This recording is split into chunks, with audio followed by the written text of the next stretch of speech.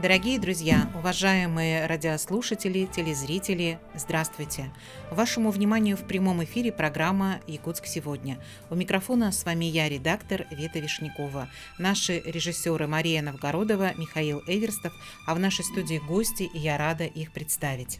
Сегодня в нашей студии Валерия Атласова, член инициативной группы по сохранению и развитию якутской кухни при управлении делами главы Республики Саха-Якутия. Валерия Владимировна, здравствуйте. Здравствуйте. В нашей студии сегодня Константин Степанов, профессор кафедры пищевых технологий и индустрии питания Арктического государственного агротехнологического университета, доктор сельскохозяйственных наук, заслуженный деятель науки Республики Саха-Якутия. Константин Максимович, здравствуйте. Здравствуйте. И в нашей студии сегодня Наталья Данилова, старший научный сотрудник Центра культуры Института гуманитарных исследований и проблем малочисленных народов Севера Сибирского отделения Российской академии наук, кандидат исторических наук. Наталья Ксенофонтовна, здравствуйте. Здравствуйте. Я рада вас приветствовать. И наш эфир сегодня приурочен к году единства народов России, и мы будем говорить о культурном наследии народа Саха, национальной якутской кухни. Мы продолжим этот разговор, который мы начали в прошлом месяце, и как раз у нас была в гостях Наталья Ксенофонтовна, и вы так интересно рассказывали про обычаи народа Саха, которые связаны с приношением, когда мы приезжаем в лес, на природу, то нужно обязательно принести что-то из пищи. Но оказывается, я была очень удивлена, что цель определяет вот то самое блюдо, которое ты должен оставить. Каждый дух, которого ты хочешь как-то задобрить, да, он имеет свои пищевые пристрастия, вкусовые пристрастия. Это было очень неожиданно, интересно. Еще было неожиданно то, что, оказывается, оладушки, их не нужно на каждый свой приезд с собой нести, потому что как раз-таки говорят, вот весна сейчас, да, и сейчас пойдет вот эта пора оладушек, все везде будет выложено и у рек, и где лесная зона. Это было очень интересно, но гостей в студии было много, и вас часто перебивали, я в том числе, и вы не успели рассказать очень много интересных еще фактов. Я думаю, сегодня мы обязательно наверстаем. Ну, я тоже думаю, да. У нас сегодня в нашем распоряжении 2 блока. Мы поговорим, конечно же, да, о национальной якутской кухне, поговорим о круглом столе, который недавно прошел в селе Кобяй. И основной целью этого мероприятия было сделать якутскую национальную кухню официально культурным наследием, хотя я думаю, что когда мы говорим о любом народе, мы все равно говорим о национальной кухне как о культурном наследии. Но, видимо, что-то здесь еще недоработано, раз этому был посвящен круглый стол. Ну, наверное, Валерия, первый вопрос к вам. Расскажите, пожалуйста, о том, как прошло это мероприятие, что являлось его основной целью. Научная какая конференция? Научно-методическая конференция, посвященная Исэхоланхо, прошла вот в Кобяе. И в рамках конференции мы организовывали как вот инициативная группа при главе «Круглый стол», где вот инициировали несколько предложений, в том числе вот, чтобы наша национальная кухня стала как бы объектом нематериального наследия, и наши блюда вошли в реестр нематериального наследия и республики, и Российской Федерации. Вот. И нашим вот участником был Константин Максимович, тоже очень интересный доклад он нам рассказал. И от Института гуманитарных исследований тоже у нас был представитель, который тоже принял активное участие. И в результате нашего круглого стола мы также приняли предложение о том, что нужна институциональная площадка для развития и сохранения вот нашей национальной кухни. Почему? Потому что на сегодняшний день как бы наша еда остается только в наших домах, да, скажем так. Нету системной работы по продвижению и вот как сказать, сборы информации, систематизации, сохранения вот наших и рецептов, и, как бы сказать, технологий, вот. А такой площадкой может быть ресторан какой-то или это что-то другое должно быть? Нет, это не совсем ресторан, и люди сразу думают, что если еда, значит это хачопа или что-то, где принимают пищу, да? В результате круглого стола, которым было озвучено, основной упор было сделано, что с научной точки зрения, что ИСЭХ является показателем сохранения нашей якутской кухни. Насколько мы сохранили это, и насколько мы это показываем, и насколько люди заинтересованы попробовать эти наши национальные блюда. Но не секрет, что последние годы у нас очень много такой еды, которая не присуща нашему национальному празднику. Но ИСЭХ Олонхо, который проводится уже каждый год, да, в разных районах, в разных улусах, городах, поэтому это очень заинтересовало. И наряду над тем, что это Олонхо, и мы должны наряду с этим показать свою традицию, традиционную кухню, да? Там, может быть, различные предложения были, концепция была предложена, да, составлена концепция, но она отражает тем, что мы этим тоже должны показать, как мы сохранили и как мы хотим сохранить, и как должно эта работа идти. Поэтому это не отнюдь не должно быть, что мы что-то сварили и угостили, а это должно быть показано как, как бы мне хотелось, это как бы музей, ресторан или как бы мастер-класс показывает и рассказывает, чтобы это было понятно и вся сущность нашей национальной кухни. Но мы должны уже знать, что есть, мы готовим дома, у нас есть общественное питание и у нас есть производство.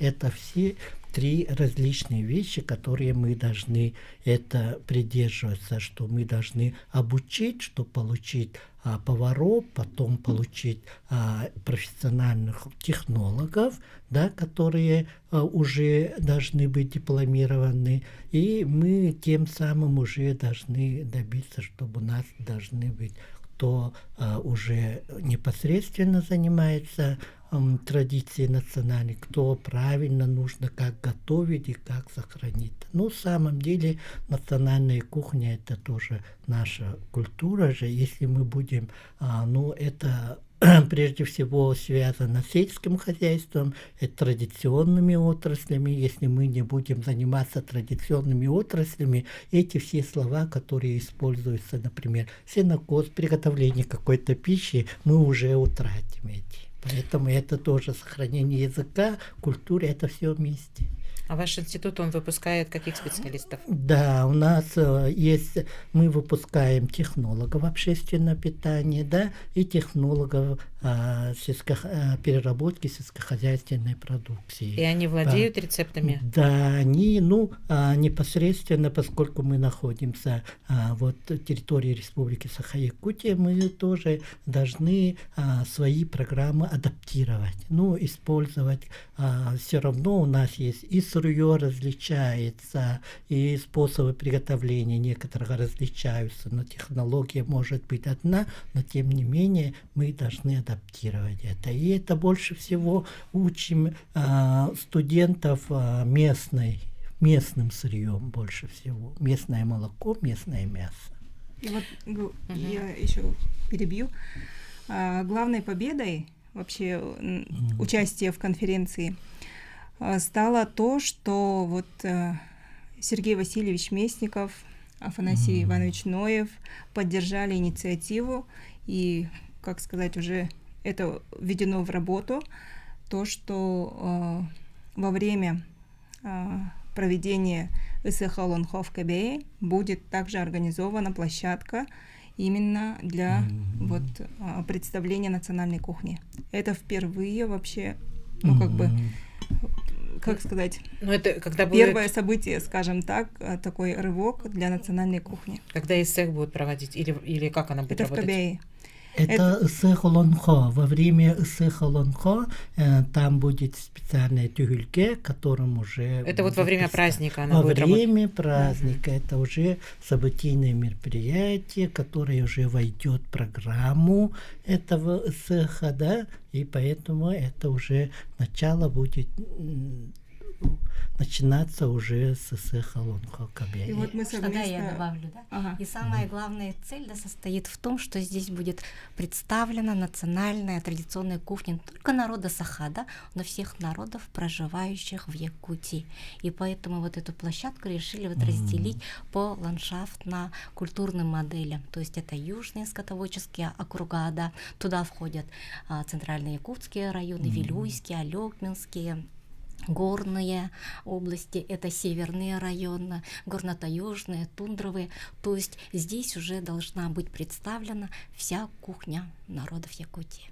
Это вы так готовитесь уже к празднику ИСЭХ? Уже Да. так заранее? Исэх-Аланхо. Исэх-Аланхо. Да. Это другой праздник? Да, это, Исэх-Аланхо. да, это другой праздник, не Исэх Туймады. А чем отличается? Этот Исэх-Аланхо каждый год проводится в разных разных районах. Мгм. Да. И посвящен вот именно сохранению нашего наследия, Да. Аламхо, и, ну, как сказать, сопутствующих наших традиционных, обрядовых.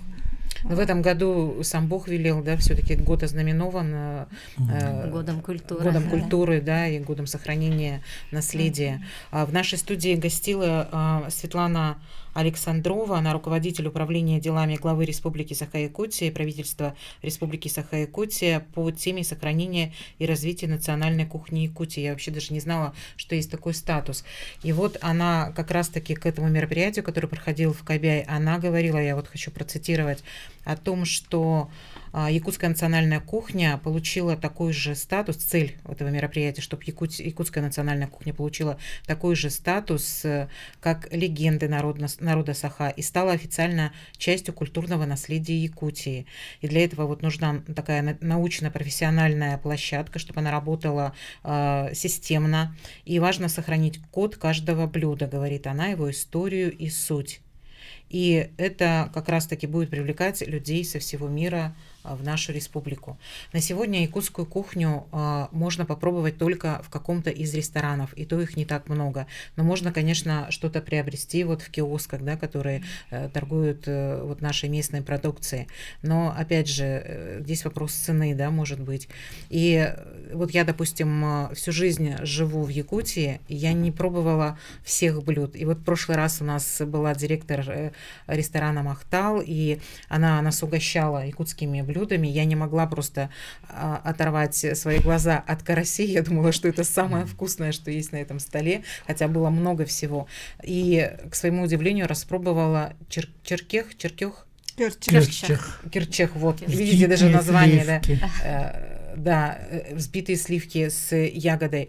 Это оказывается так вкусно. Или я первый раз вот как это приготовили вкусно, потому что так я покупала, но это был другой вкус, и покупала вот в киосках. Это здесь совсем просто настолько тает во рту это блюдо. И наверняка также есть такие люди еще, как я, которые не пробовали, да, многих блюд якутской кухни. И я думаю, если вот это поправить, если это будет более доступным каким-то, то, наверное, это и будет таким шагом к тому, чтобы этот код сохранялся. Как раз к этому вопросу вы к этим вопросам задели очень много вопросов, которые должны были задать люди. И это работа, которая вот, например, в нашем университете мы в этом году выполнили такую интересную работу по технологии, чтобы эти наши технологии были на производстве внедрены. Вот, например, вы говорите кирчах, да, оно должно быть правильно названо, да, грамматически правильно названо. Оно, например, у нас есть чохон, она должна быть и чохоном называться. У нас же в правительстве есть комиссия по терминологии, да, там утверждают, как Чугун правильно. это как масло же, да? Ну, чугун это, да, низкожирное масло. Поэтому это все должно быть от начала до конца все отработано. Поэтому вот кабеи, которым будет исыголонхо, да, вот такой вопрос созрел.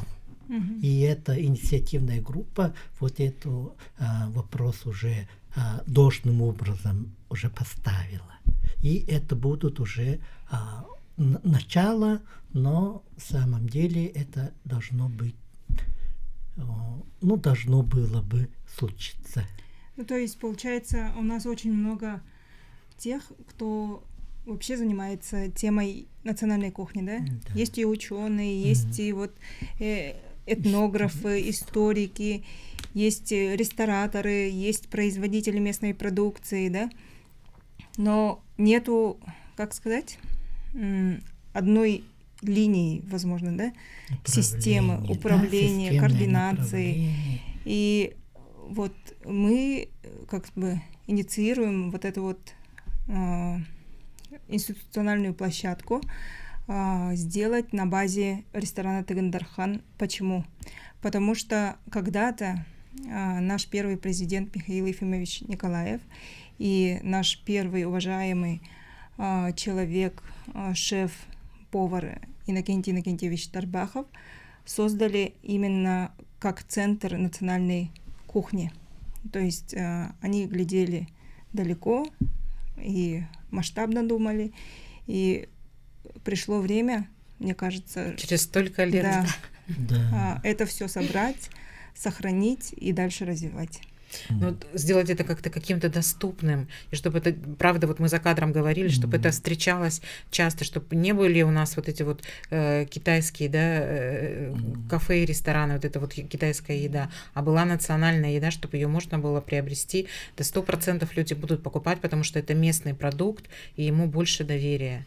Да, ну, поэтому на самом деле это продукты, эти блюда, если они общественном питании, они должны отвечать нормативным, да? И это все то, что мы должны все это предоставить, показать, чтобы у нас в прилавках было, это тоже нужно. Работа, поэтому вся работа должна быть комплексная работа. Да. А так одни другим, кто-то этим занимается, так же не то должно. есть спросом тоже надо управлять, то есть дети дошкольного возраста, школьного возраста, они уже вот в своих учреждениях, скажем, в детском саду, в школе должны тоже питаться нашими национальными продуктами. И блюда. И название тоже знать, как раз это же будет да, уже и якутский назвали, язык, да? Да. Угу. Это уже все будет в меру. И сейчас и санитарные правила говорят, что мы должны в учебных, в образовательных учреждениях уже ввести те продукты, которые природно-климатическим условиям соответствуют с учетом национальных этих. Поэтому мы все эти продукты должны соответственным образом, да, то, что мы дома мы можем готовить, а то, что предоставит общественном питании, именно школьном, дошкольном питании, она должна отвечать соответствующим нормативам. У нас, кстати, вот недавно, буквально вчера, в этой студии гостили специалисты из музея имени Ярославского, и как раз вот они говорили о том, что, допустим, название рыбы, да, на русском языке и тут же название рыбы на якутском языке. И вот сделали такие поделки, когда ребенок может потрогать даже эту рыбу, да, и вот чтобы он ее и визуально понимал, что это за рыба, и название знал сразу на двух языках. Вот с блюдами тоже было бы, наверное, так в детском саду даже, да, и чтобы это можно было и попробовать ребенку, да, и чтобы он уже мог выбрать из якутской кухни то, что ему нравится. У нас до конца вот нашего первого блока остается минута всего, и через короткие 4 минуты мы снова продолжим говорить. Я думаю, что во втором блоке, наверное, мы сразу дадим слово Наталье Ксенофонтовне, да, чтобы она успела рассказать нам много интересного. Мне кажется, столько магии, столько какого-то волшебства в том, что вы рассказываете и говорите. Это, конечно, можно слушать, наверное, бесконечно. Дорогие друзья, оставайтесь, мы очень скоро вернемся.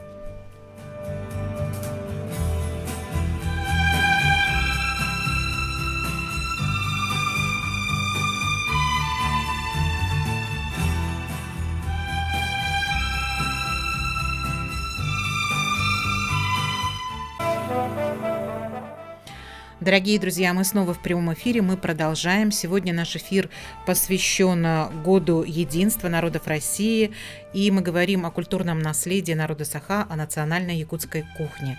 Сегодня в нашей студии люди, которые имеют непосредственное отношение к этой теме, участники круглого стола, который прошел недавно в поселке в селе Кабяй. И одной из целей этого мероприятия было организовать на Иссехе Аланхо такой стол, да, где будут представлены блюда и якутской кухни, и блюда тех народов, которые проживают на территории Якутии. Наталья Ксенфонтовна, расскажите, пожалуйста, насколько отличаются эти блюда или, наоборот, чем они похожи? Вообще вот традиционная система питания, она тесно связана с хозяйственной деятельностью, да, с хозяйственно-культурным типом, а хозяйственно-культурный тип зависит от ландшафтного, да, распределения.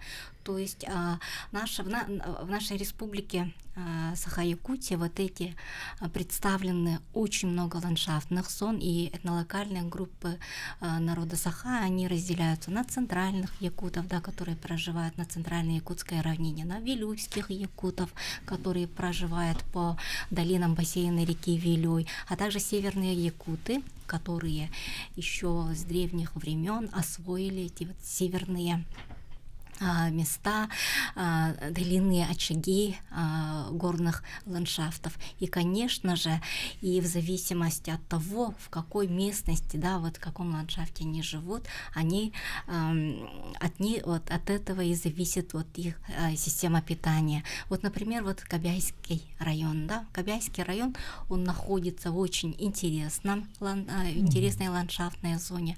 Там, вы знаете, очень много озер. И вот сверху, если посмотреть, там повсюду озера. Это прямо очень красивая страна озер. И вследствие этого у кабяйских якутов издревле была очень развита озерная культура.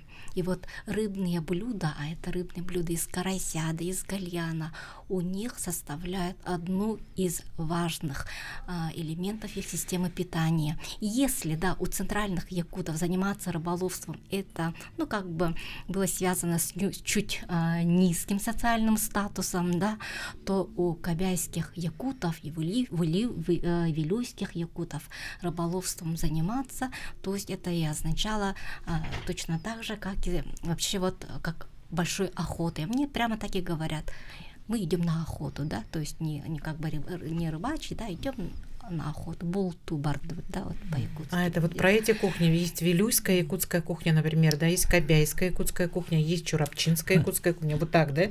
Ну, практически можно так сказать, потому что вот чурапчинская жеребятина, да, которая выращена вот на ласном ландшафте, это, конечно, один из наших брендов, да. Установлен какой-то свой бренд. Да. Кабяи — это караси, например, да, чурапча — это жеребятина. Да. Говядина — это там Татинский район, да. А рыба, вот если вот на крестьянский рынок вы пойдете, там везде, хоть там вилюйская, хоть алданская, хоть все будут говорить: кабяйская рыба. Вот когда ищут жирную большую вот рыбу, карась, то... В смысле, нас обманут? Ну, не то, чтобы обмануть, это бренд. Это маркетинг, скажем. Это маркетинг, да? Если картошка, то это будет алёкминская. Потому что она лучшая, да? Да.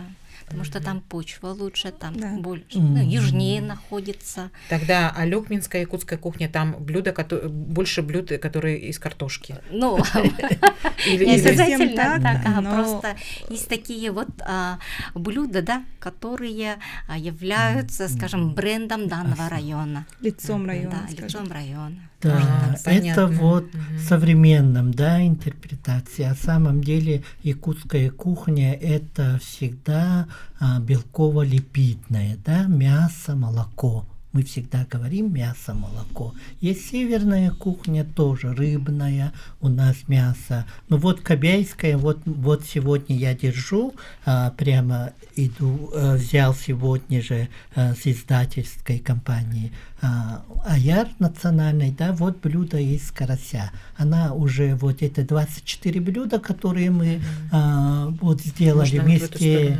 со школьниками из Танаринской школы, это село Белому Кучу. И это школьный проект на 2 года. Это агропрофилированная школа, поэтому Арктический агротехнологический университет и эта школа, они вместе работали, и мы этот проект выпустили. Да? Здесь 24 блюда от чешуи до косточки. Поэтому тут очень интересно. Поэтому озерная культура была и заявлена научно-методической конференции, и в круглом столе было очень много из этого выходило, поэтому инициативная группа, она вот выдвигала, вот исходя из вот таких традиций, исходило, что вот такие были предложения, которые были одобрены. Поэтому, 24 блюда из карасей? Да, из карася, из косточки, из чешуи до косточки. И получается, вот наша концепция гастрономической площадки на Ысыхи-Олонхо, она будет так и называться, наверное, да, «Вкус улусов Якутии». Вот. То есть каждый улус, каждый носитель традиций, рецептов каких-то, да, от бабушки, которые передались, они, хранители, могут приехать в Кобяйский район и представить свои вот кулинарные традиции. Но на самом деле это все равно это Ысыхи-Олонхо, поэтому в общей концепции Ысыха мы тоже не будем, да, это все равно будут затрагиваться исследования Олонхо, где какая еда использует, какая сакральная еда или еда какое-то традиционное, где упоминается. Вот это тоже будут рассказывать, и будут тогда больше люди уделять внимание и к этому процессу приготовления блюда и вот эпосам сказаний, поэтому то, что наша пища, еда, якутская кухня, которую готовят, которая и вот всегда в городе Якутске мы, когда гости, мы всегда или Тагандархан, Махтал, да, вот поэтому они тоже должны как общественное питание. Все равно это будет праздник, поэтому это будет общественное питание, поэтому через общественное питание уже будут уже показать якутскую кухню и прошлое, настоящее и будущее. Вы Наталью Ксенфондовну пригласите, она, Конечно. как она рассказывает, это просто ведь... У нас специальная площадка есть для экспертов, которые будут рассказывать, какие вот обрядовые блюда должны вообще на Ысыхи готовиться, как их должны кушать правильно. Так я состою в этой инициативной группе, поэтому это вот то, что вы сейчас сказали, рассказали, это тоже как обыденный человек, который вы, да, нам тоже первый это раз интересно. Я вижу роллы из карася, вообще первый раз я такое вижу. И тут еще есть карась, который из теста, там внутри... Пирог. Это пирог, да, там внутри мясо карася. Мясо карася.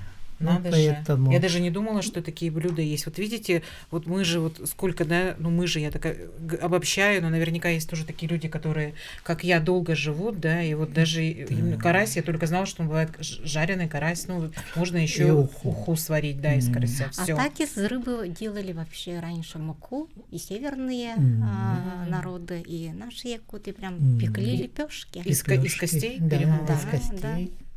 Из костей, из мяса высушивают, потом растирают, делают из этого муку и пеки. Наталья, может быть, вы еще что-нибудь расскажете, а то я пообещала нашим слушателям и зрителям, что вы расскажете еще что-то про легенды и про обычаи народа Саха. В прошлый раз это было так интересно, я до сих пор не могу даже вот все еще осознать то, что вы говорили. Ну, раз мы как-то на рыбные темы перешли, можно сказать, что у якутов, да, существовал вот пантеон духов, покровителей вот, разных природных ландшафтных зон, да, и вот дух хозяйка водной стихии это была одна из самых почитаемых и самых близких духов-покровителей вот данной семьи. Вот у нас вот якуты как живут, да, Алас, да, у нас аласная система. Каждый Алас имеет свое озеро. И вот в каждом озере живет своя дух-хозяйка, значит, озера, и она является покровительницей вот этой данной семьи, которая там проживает. Поэтому, да, вот когда якуты в древности переселялись из зимнего жилища на летний, да, вот с Костыков Сайлык, в первую очередь они приносили жертвоприношение вот духу хозяйки озера, и почтительно которую называли бабушкой, да, Эбехотон. Вот, например, охотники, ну или там вот рыболовство. Что касается рыболовства, рыбаки, они обращались к духу, хозяину, вот к покровителю вообще вот рыболовства, да, вот рыбной, промыслового культа. Это совершенно другой дух. И он представляется в мужском образе, да, укун или там кёхбаллахтойон, а вот именно дух хозяйка, покровительница семьи, вот она представлялась в виде вот женщин, да, бабушки, да, которые вот обращались как бабушка. То есть это получается два разных духа. И некоторые вот это путают. Они думают, что вот с рыболовством та же бабушка, да, вот Эбехотун связан, на самом-то деле это другой дух, который связан с их там рыболовной удачей, и в честь которого якуты, вот в особенности вот кабайские якуты, приносили кровавое жертвоприношение. Вот до сих пор в некоторых наслегах Кабайского района сохранились вот эти древние традиции, да, вот древние ритуалы, связанные вот с рыболовством. Вот когда устраивали коллективную неводьбу, это у нас одна из самых, скажем так, старинных, да, вот,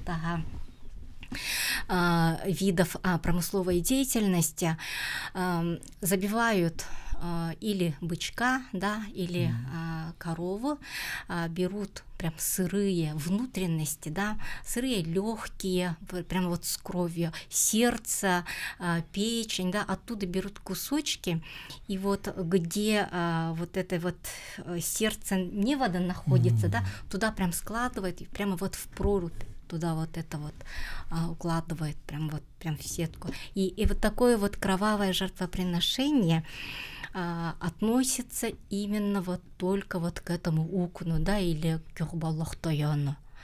А к духу хозяйки вот уже озера, водности, к покровительнице, не дай Боже, вот какое-нибудь сырое мясо, она страшно обидится.